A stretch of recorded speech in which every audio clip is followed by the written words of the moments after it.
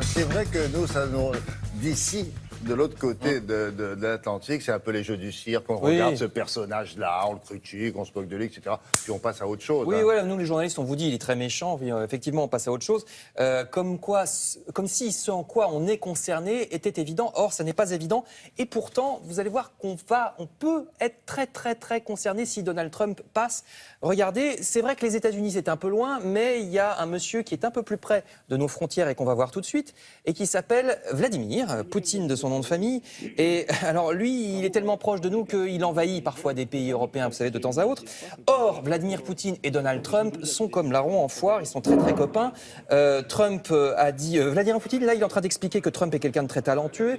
Les conseillers de Trump sont très proches du Kremlin. Certains ont travaillé avec des entreprises russes. Il y a du business Trump qui a été fait avec de l'argent russe. Et Trump lui-même, dans ses discours, et ici notamment, il ne tarit pas d'éloges lui non plus dans l'autre sens sur Vladimir Poutine. Il déclare que Poutine est un bon leader, qu'ils s'aiment beaucoup tous les deux, qu'il ne voit pas pourquoi lui, Trump, dirait du mal de Poutine puisque Poutine dit du bien de lui. Vous voyez le niveau de réflexion. Non, mais c'est vrai, il l'a dit. Alors, tout ça a l'air folklorique, mais hélas, c'est un peu plus sérieux que ça n'en a l'air et ça pourrait avoir des conséquences sur nous autres Européens, puisque Trump a dit carrément, cette proximité entre les deux va très loin, Trump a dit carrément qu'il nous laisserait tomber, nous autres pays européens, si on était envahis, alors par les Russes, il n'a pas dit par les Russes, mais en tout cas, si on avait un problème d'invasion, on ne sait pas de qui. Invasion qui vient de l'Est, mais voilà, on va savoir qui. Il nous laisserait tomber. Parce que normalement, vous savez qu'on a un accord avec les Américains. Vous allez voir ces images dans l'Est de l'Europe. Là, on est en Lettonie. C'est un pays de l'Union européenne. Mais ces chars-là, ces chars sont américains. Parce que depuis des années, on a des accords militaires avec les Américains. Si un pays, au hasard, nous envahissait, eh bien, l'armée américaine stationnée en Europe nous aiderait à repousser cet envahisseur. Si un pays était envahi comme la Lettonie, par exemple. Voilà, c'est ça, c'est ça. Non, mais quand je dis l'Europe, donc Lettonie comprise, si un pays que je ne désigne pas plus avant nous envahissait, ou la Lettonie, eh bien, les Américains nous aideraient à repousser l'envahisseur. Donc, il y a des, vous avez vu, regardez ce que dit Trump à ce propos, c'est que c'est pas sûr finalement. Si c'est lui le président, eh bien, il pose des conditions pour aider cet allié qui serait attaqué. Alors, autrement dit, il renie complètement les accords de l'OTAN, l'organisation du traité de l'Atlantique Nord. Hein. C'est depuis 1949 que ça dure. On a signé ça, vous voyez, sur ces images en 1949. C'est cet accord qui, déjà, à l'époque, unissait l'Europe et les États-Unis contre une éventuelle invasion des Russes.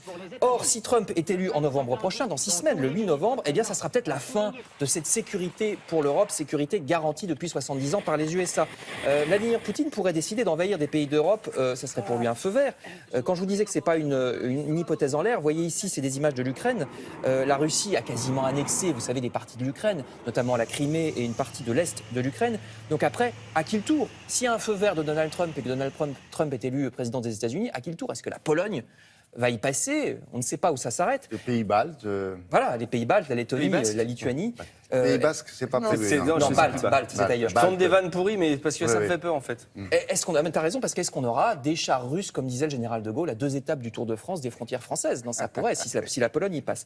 Alors voilà pour les risques vitaux qui pèsent sur l'Europe. Je passe maintenant à l'économie et plus directement à la France. Alors là, par contre, ça pourrait nous profiter puisque Trump a dit qu'il veut arrêter de commercer avec la Chine. Vous voyez des usines chinoises ici. Trump a dit qu'il considère la Chine comme un État voyou et donc il veut mettre des taxes très fortes sur les pays chinois. Alors pourquoi ce serait tout bénef pour nous? Parce que si les États-Unis commerçaient moins avec la Chine, eh bien, il y aurait des produits français à placer aux États-Unis, par exemple. Vous voyez, donc ça pourrait en tout cas bénéficier à d'autres pays, dont l'Europe.